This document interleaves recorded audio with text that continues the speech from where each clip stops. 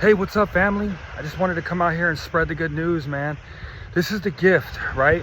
So, say once baseball got over and I'm wandering the planet and I can't figure out what I want to do with my life, and I've never had a real job before, and all I did was play baseball, go from stadium to stadium, and all of a sudden, right, I reached like my gift of desperation, like the worst day of my entire life, and I finally accept everything that I've done, and I finally then surrender to God. In jail of all places, I surrender to God. And where does he take me? The first stop on my journey is the Salvation Army, where I can learn about God's grace and I can be forgiven for everything. Where I can also learn about God's faith, man. I don't future trip no more. I used to future trip all the time during my baseball career. I don't future trip at all, man. I know that God's got me because I'm now handling my business in the moment. All we have is the moment. We have the moment now, and we have the moment 2 weeks from now, and we're always constantly going to be in the moment.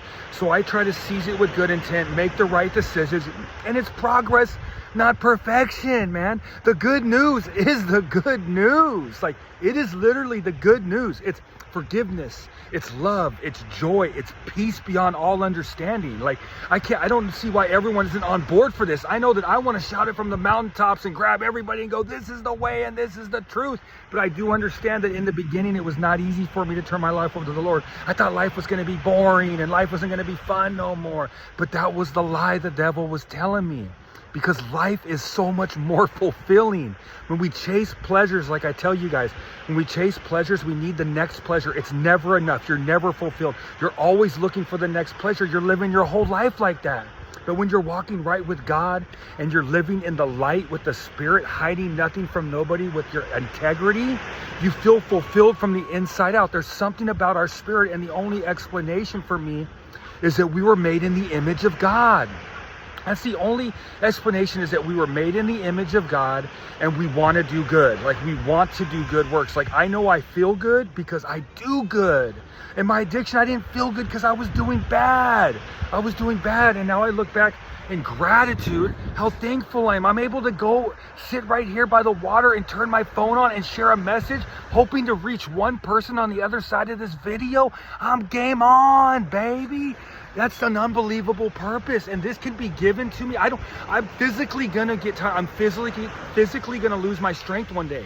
But I could be doing this at 70. I could be doing this at 80. I could be spreading the good news. I could be doing this message. And I'm so thankful, because honestly, all I gotta do is wake up and be the fun, loving, caring Monty that always walked this planet. But now I don't got to go out there and pitch in front of a bunch of fans and throw against a baseball. Like, I don't have to pitch no more. So, hey, I just got to be fun, loving, caring with a great attitude, Monty. And it's money, baby, because I put God first every single day, and all the pressure's off, man. I used to have so much pressure on pitching. For some reason, just my vessel put a lot of pressure on myself, and I did not know how to handle that. So I went to drugs and alcohol and to self-medicate myself, because I just could not handle the pressure of professional baseball. I don't know what it was or why it was, but I continued to play. I played for 10 years because I didn't know what else to do with my life. I had no backup plan. I totally put all my eggs in one basket, and I carried it to the bitter end. And then after baseball, I continued because I was lost and I was wandering like the Israelites in the wilderness. But the Lord, I accepted everything that I had done, and I finally surrendered to God when I was in jail. Of all places, the Lord plucked me out of earth, out of my hamster wheel of disaster. He plucked me out of society to strip me from everything that I had ever learned. And I believe this with my whole heart. There's no denying this. Took me to jail, and the first step on this trip, on this journey, the first step was the Salvation Army, where it's just unbelievable. And if you hear about the history of the Salvation Army, I can't help but not believe that I was supposed to be in there. That was an ordained divine intervention for me to go there and learn about God right there in Jesus Christ. It had to have been. There's no other answer, because William Booth created it for addicts just like me. He created it. And I learned about God's grace to feel forgiven. And then I learned about his faith, so I don't future trip no more. I don't worry about the future. I continue to seize the moment with good intent. And the Lord should take care of you. The Lord should take care of you because of good karma. Because of good karma. I step outside of my comfort zone constantly because now I have this amazing tool called faith. It's the good news. I wish I could just give everybody the good news. I wish I could just hit everybody on the head with the good news and everybody want to get this thing. But I understand that it's not easy at first because you think life's not going to be fun anymore.